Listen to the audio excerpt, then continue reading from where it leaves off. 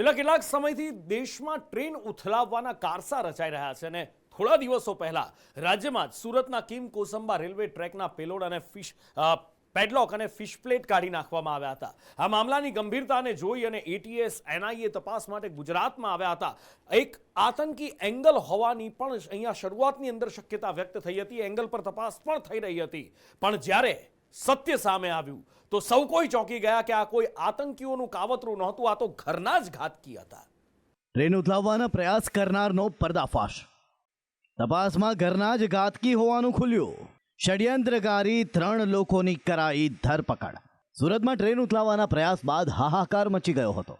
ઘટના એવી બની હતી કે કિમ કોસંબા રેલવે સ્ટેશનની ટ્રેકની પેડલોક અને ફિશ પ્લેટ કાઢી નાખવામાં આવી, તેમજ 71 જેટલા ERS અને 2 જોગસ ફિશ પ્લેટ કાઢી ટ્રેક પર મૂકવામાં આવી હતી. પરંતુ તે સમયે માહિતી મળી હતી કે રેલવે કર્મચારીઓની સજાગતાથી આ મોટી દુર્ઘટના ટળી છે. ઘટનાની ગંભીરતા જોતા આ મામલાની તપાસ એટીએસ અને એનઆઈએને સોંપવામાં આવી. 16 જેટલી ટીમો આ મામલાની તપાસ કરી રહી હતી. ત્યારે તપાસમાં ખુલાસો થયો કે આ મામલે ઘરના જ ઘાતકી છે. એટલે કે જે રેલવે કર્મચારીઓ ઘટનાની જાણ કરી હતી કે આવું કંઈક બન્યું છે, તેઓ જ આના ષડયંત્રકારી હતા.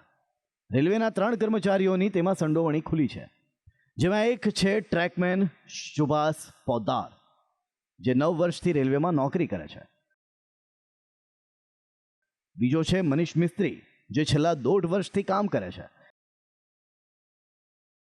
અને ત્રીજો છે શુભમ જયસ્વાલ, જે કોન્ટ્રાક્ટ પરનો લેબર છે. આરોપીઓ પર શંકા કેવી રીતે ગઈ, જો તેની વાત કરીએ તો કોઈ પણ સામાન્ય વ્યક્તિ ઓછામાં ઓછા 71 જેટલા પેડલોક કાઢે તે શક્ય જ નથી. શંકા જવાનું બીજું કારણ એ હતું કે ટ્રેક પર બીજા કોઈ સાધનો તોડ્યા નહોતા. રેલવે કર્મચારીની જેમ એક વસ્તુ છૂટી કરી દેવામાં આવી. આ સાથે જ આરોપીઓના ફોનમાંથી મળેલા ફોટા અને અધિકારીઓને કરવામાં આવેલી જાણના સમયમાં ફેરફાર હતો. જે બાદ શંકાના આધારે પૂછપરછ કરતા સમગ્ર મામલાનો ખુલાસો થયો. પૂછપરછ કરતા સુભાષ ના કહેવાથી સુભાષની સાથે મળી અને મનીષ અને શુભમે આ પેડલોક પણ કાઢેલા અને ફિશ પ્લેટ પણ કાઢી અને ટ્રેક પર મૂકી હતી. ખરેખર જે પ્રમાણે એમની મૂવમેન્ટની તમામ ટેકનિકલ માહિતી રેલવે વિભાગ પાસેથી માંગી અને આવી ગઈ છે, એનું એનાલિસિસ ચાલે છે. એ ટ્રેકને પેટ્રોલિંગ દરમિયાન, ટ્રેકના મેન્ટેનન્સ દરમિયાન આવું કૃત્ય સુભાષના કહેવાથી થયેલું છે, એ પ્રસ્થાપિત થયેલું છે અને 3 આરોપીઓએ આની કબૂલાત પણ કરી છે. આમ હાલ આ ષડયંત્રકારીઓ પોલીસની પકડમાં આવી ગયા છે, પરંતુ આવું તેમણે કેમ કર્યું તે બીજો એક મોટો સવાલ હતો. આરોપીઓની તપાસમાં ખુલાસો થયો છે કે આરોપીઓએ ખોટી વાહવાહી લૂંટવા તેમજ સરકાર અને રેલવે તંત્ર ઇનામ આપશે એવું માની આખું તરકટ રચ્યું હતું. આરોપીઓનો બીજો એક વ્યક્તિગત સ્વાર્થ એવો હતો કે ટૂંક સમયમાં મોન્સૂન નાઇટ ડ્યુટી પૂરી થઈ રહી હતી. આવી ઘટના બાદ સુરક્ષાને ધ્યાનમાં રાખી નાઇટ ડ્યુટી લંબાવવામાં આવે તેવો તેમનો આશય હતો. પ્રસિદ્ધિ માટે, ઇનામ મળે એના માટે આ કૃત્ય કરેલું છે. અને જે મોન્સૂનની પેટ્રોલિંગ છે એ હવે મોન્સૂન પૂરું થતાં બંધ થાય છે.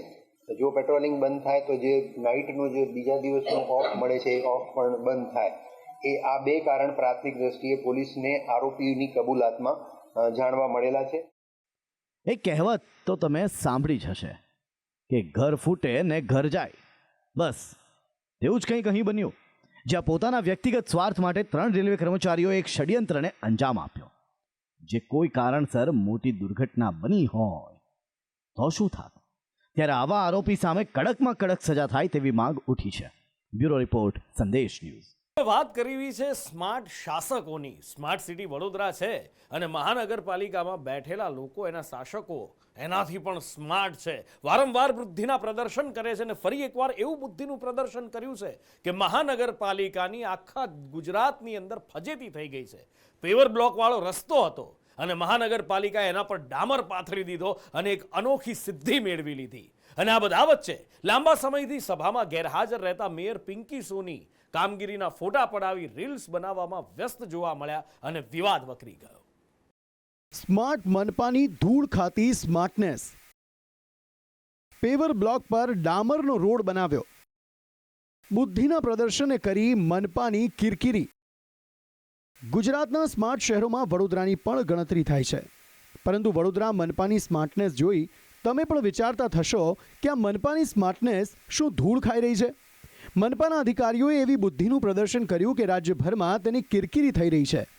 વડોદરા શહેરના વોર્ડ નંબર 14માં પેવર બ્લોકની કામગીરી કરવામાં આવી હતી, પરંતુ કોન્ટ્રાક્ટરને ફાયદો કરાવવા નરસિંહજી મંદિર પાસે પેવર બ્લોક પર ડામરનો રોડ બનાવી દેવામાં આવ્યો. વડોદરા શહેરમાં સ્માર્ટ સિટી કહેવાય છે, અને સ્માર્ટ સિટીના સ્માર્ટ અધિકારીઓની સ્માર્ટ કામગીરી આંખે ઉડીને વળગે તેવી દે. શહેરના નરસિંહજીની પોળની અંદર આવેલા નરસિંહજી મંદિર પાસે આપ જોઈ રહ્યા છો તે પ્રમાણે પેવર બ્લોક નાખવામાં આવ્યા હતા. આખી પોળની અંદર આ રીતે પેવર બ્લોક પાથરવામાં આવ્યા હતા. વર્ષોથી આ પેવર બ્લોક અહીંયા નાખવામાં આવેલા છે, પરંતુ અધિકારીઓને શું સૂઝ્યું કે ગઈકાલ રાત્રે જ આ પેવર બ્લોક ઉપર રોડ બનાવવામાં આવ્યો છે. વડોદરા શહેર નહીં, ગુજરાતમાં નહીં, દેશમાં પ્રથમ એવું હશે વડોદરા શહેર જ્યાં નરસિંહજીની પોળની અંદર પેવર બ્લોકની અંદર ડામર પાથરીને આખો રોડ બનાવવામાં આવ્યો હોય. કાઉન્સિલરની કાર્યક્ષમતા અને કાઉન્સિલર કઈ રીતનું ધ્યાન રાખી રહ્યા છે, અધિકારીઓ ઉપર કેટલો પ્રભાવ છે એ આની ઉપર જ દેખાઈ આવે છે. શું કાઉન્સિલર અહીંયા અજાણ છે કે એમને રોડ બને છે ખબર નથી? ચાર કાઉન્સિલર છે, ચારમાંથી એક પણ કાઉન્સિલર અહીંયા ડોકાયા પણ નથી. અત્યારે હાલમાં જે વાત કરીએ છીએ રોડ બનાવવામાં ઇજારદારને ક્યાંક ને ક્યાંક ફાયદો કરી આપવાની વાત છે. નવો રોડ બનાવવાનો હોય એની જગ્યાએ પેવર બ્લોક ઉપર ડામર પાથરીને અધિકારીઓ શું સાબિત કરી રહ્યા છે તે જ ખબર પડતી નથી. સ્થાનિકો કહી રહ્યા છે કે વડોદરા મનપાને શું કરવું જોઈએ અને શું કરે છે તેમાં કંઈ સમજાતું નથી. કરવા ગયા કંસાર અને થઈ ગઈ થૂલી. સ્માર્ટ કહેવાય છે કે સ્માર્ટ સિટી, બરોબર છે. આ તો બહુ સારું, એટલે તદ્દન આખા ઇન્ડિયામાં નહીં થયું હોય એવું સ્માર્ટ કામ કર્યું છે આ કોર્પોરેશને. એકદમ ખરાબ રીતે કામ કર્યું કે પેવર બ્લોકની ઉપર ડામર પાથરીને જતા રહ્યા. હવે કારણ એવી રીતે બતાવે છે કે પોળના રહીશોએ એવું કીધું છે કે નવરાત્ર થાય છે તો ગરબા રમવા માટે છોકરાઓને તકલીફ પડે છે. સારું, તકલીફ પડે છે તો તમે આ પેવર બ્લોક ઉખાડીને તમે ડામર નાખી શકતા હતા, એ તમે ના કર્યું. અને ઉપરથી આ ડામર નાખીને છોકરાઓના પગ છોલાઈ જાય એવું કામ કરી નાખ્યું. અમારી રજૂઆતને કરવા ગયા કંસારને થઈ ગઈ થૂલી એવું થયું છે. જે લોકો આ કામ કરે છે એમને બુદ્ધિથી વિચારવું જોઈએ. હું એમાં કોર્પોરેટરનો બી વાંક નથી કાઢતો, કારણ કે એ લોકો તો તાત્કાલિક આવ્યા હતા અને પ્રેશરને વશ થઈ ગયા. કદાચ જે ગરબા મંડળના આયોજકોનું પ્રેશર હતું એને દબાણમાં આવી ગયા. આ બધા વચ્ચે શહેરના પ્રથમ નાગરિક એટલે મેયર પિંકી સોનીનું બીજું જ કંઈક ચાલી રહ્યું છે. છેલ્લા ત્રણ સામાન્ય સભાથી અલિપ્ત રહેનારા મેયર પિંકીબેન સોનીએ લાંબા સમય બાદ કામગીરીના ફોટો પડાવી રીલ્સ બનાવી હતી, જેના પર કોંગ્રેસે આરોપ લગાવ્યો કે પાલિકાના મેયર જે કામ કરવાનું છે તે તો નથી કરતા, જે રોજિંદી કામગીરી છે તેના ફોટા પડાવી રહ્યા છે. વિવાદ થતાં મેયરે સ્પષ્ટતા આપી કે હું બીમાર છું, મારી દીકરી કે પછી સોશિયલ મીડિયા ટીમે કામગીરીનો ફોટો મૂક્યો હશે. મેયર વડોદરા શહેરના આમ નાગરિક નથી. જે પણ કંઈ વિડીયોમાં દેખાય છે એ કર્મચારીની રૂટીન કામગીરી છે. જે કર્મચારી હોય કોર્પોરેશનના, એમની પાણીની લીકેજ હોય, ગટરનું કામ હોય, આ તે ઇત્યાદિ જે કામ હોય એની એ રૂટીન કામગીરી છે. મેયર છે, ગમે તે સ્થળ પર જઈને રીલ બનાવી દે. સાચી સેવા કરવી હોય, પ્રામાણિક તમે લોકો હોય તો મેં તો કીધું છે કે તમે જો પ્રામાણિક હોય ને તો પબ્લિકની માફી માંગો. પહેલાં તમારા પગ પણ પલળ્યા હોય તો બતાવો અમને કે તમારા પગ પણ પલળ્યા છે પૂરમાં છે. એટલે આ તાત્કાલિક બનાવેલી રીલ નથી, એ એકાઉન્ટ હોય એની ઉપર રીલ મૂકવામાં આવતી હોય એવી રીતે, યા તો મારી ડોટર દ્વારા મૂકવામાં આવી હશે. કારણ કે હું ફોન હમણાં યુઝ નથી કરી રહી એટલે મને ખ્યાલ નથી, છતાં પણ મૂક્યું હશે. કાં તો મારા સોશિયલ મીડિયા કન્ડક્ટ કરે છે તેમણે, યા મારી દીકરીએ મૂકી હોય છે. બધા જ વડોદરા મહાનગરપાલિકાના જેટલા પણ કાઉન્સિલરો છે પોતપોતાના વિસ્તારમાં જ્યાં પણ જરૂર પડી ત્યાં પોતે ખડે પગે રહ્યા છે અને પોતાની રીતે મદદ કરતા જ આવ્યા છે અને કરી છે. અને વડોદરા બાદ ખેડાની ઘટના પર ચોંકાવનારી છે. ખેડા ઠાસરાના બોરડી ગામ છેલ્લા ઘણા દિવસથી વિવાદમાં છે અને વિવાદનું કારણ છે ગામમાં બનેલો રસ્તો. આરોપ થઈ રહ્યો છે કે ડાકોર નગરપાલિકાના પૂર્વ પ્રમુખ રાજેશ પટેલના લાગવગથી તેમના ખેતર સુધી તંત્રએ રોડ બનાવ્યો છે. ગામમાં રોડ બન્યો જ નથી. ગામના બને જ ન પણ ગામના બનાયા જ નથી. કે ગામની અંદર કોઈ પણ રસ્તા બનતા નથી અને પોતાના ખેતરે જવા અને ઘરે જવા માટે આરસીસી અને ખેતરે જવા માટે ડામર રોડ, 1,40,00,000નો ડામર રોડ, 58 લાખનો આરસીસી પોતાના ઘરે જવા માટે.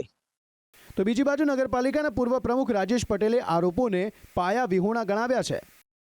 બિલકુલ ખોટો અને પાયા વિહોણો છે. કારણ કે જે રસ્તો બન્યો છે હાલ, એ રસ્તો લગભગ 1.5 કિલોમીટર લાંબો છે. એમાં લગભગ 70 થી 80 ખેતરો રસ્તામાં આવે છે અને મેન બોરડી ગામનું જે મોટું તલાવ છે એ તલાવ આવે છે. ખેડા જિલ્લા માર્ગ મકાન પંચાયત વિભાગના મુખ્ય અધિકારીને પૂછવામાં આવ્યું ત્યારે તેમણે જણાવ્યું કે આ જે રોડ છે તે પૂર્વ ધારાસભ્યના ભલામણથી મંજૂર થયેલ રોડ છે. સદર રસ્તાની દરખાસ્ત ગવર્મેન્ટમાં કરી હતી અને ત્યાંથી જોબ નંબર ફાળવ્યા બાદ સદર રસ્તો બનાવવામાં આવ્યો છે. અને આપની જે રજૂઆત છે કે પર્સનલ યુઝ માટે રસ્તો બનાવવામાં આવ્યો છે એનો રિપોર્ટ નાકાઈ ડાકોર પાસેથી મેળવી આગળની કાર્યવાહી કરવામાં આવશે. આમ હાલ જ્યાં જુઓ ત્યાં બુદ્ધિનું પ્રદર્શન જોવા મળી રહ્યું છે, પરંતુ આ બધાના કારણે લોકોને હાલાકીનો ભોગ બનવું પડે છે. ત્યારે આમને સદબુદ્ધિ ક્યારે આવશે તેવો મોટો સવાલ ઊભો થયો છે.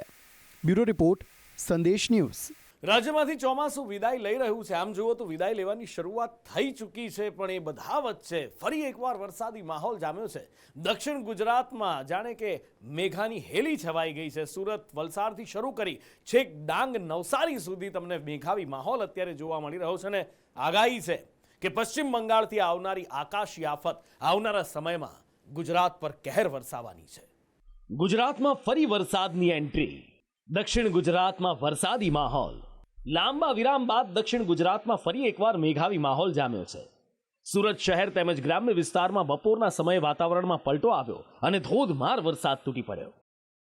સુરત શહેરમાં લોકોને બેવરી ઘૂંટોનો અનુભવ થઈ રહ્યો છે. ત્યારે ભર બપોરે અત્યારે સુરતના અનેક વિસ્તારોમાં વરસાદે દસ્તક દીધી છે. ટૂંકા વિરામ બાદ આ પ્રમાણે અત્યારે સુરતના અઠવા લાઇન્સ, ગોડો રોડ, પાલે પોઈન્ટ વિસ્તારમાં વરસાદ વરસી રહ્યો છે. જે રીતના છેલ્લા કેટલાક દિવસથી સુરત શહેરમાં વરસાદે વિરામ લીધો હતો, જેને લઈને લોકોને ભારે ગરમી અને બફારો થઈ રહ્યો હતો, ત્યારે અત્યારે સુરત શહેરના અનેક વિસ્તારોમાં વરસાદે દસ્તક દીધી છે.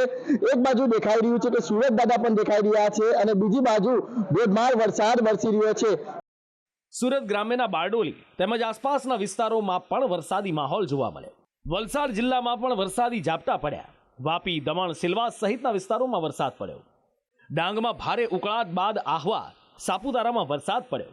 દક્ષિણ ગુજરાતમાં વરસાદ તો વરસી રહ્યો છે, પણ એનું જોર ઓછું છે. પણ આગાહી છે કે આવનારા દિવસોમાં ગુજરાતમાં વરસાદનું જોર વધશે. ભારેથી અતિ ભારે વરસાદ પડશે. રાજ્યના હવામાન વિભાગનું કહેવું છે કે ચોમાસાની વિદાય શરૂ થઈ ગઈ છે, પણ આવનાર 6 દિવસ ભારેથી અતિ ભારે વરસાદ માટે દક્ષિણ ગુજરાતે तैयार રહેવું પડશે. आगे आने वाला जो अगले 7 दिन है, इसका जो आज का फोरकास्ट है, हेवी रेनफॉल वार्निंग का है गुजरात रीजन में डे 1, डे 2 और वेरी हेवी है डे 3, डे 4 एंड उसके आगे 2 दिन हेवी रेनफॉल का वार्निंग है. और सौराष्ट्र कोस्ट रीजन के लिए डे 4 से लेकर डे 6 तक हेवी रेनफॉल का आइसोलेटेड प्लेसेस में होने का चांसेस है. હવામાન શાસ્ત્રી અંબાલાલ પટેલ કહી રહ્યા છે કે નવરાત્રીમાં વરસાદ વિઘ્ન બની શકે છે. 27 સપ્ટેમ્બરથી 5 ઓક્ટોબર સુધી કેટલાક વિસ્તારોમાં ગાજવીજ સાથે વરસાદ રહેશે. સાથે જ 10 થી 13 ઓક્ટોબર પણ વરસાદી માહોલ રહેવાની તેમણે આગાહી કરી છે.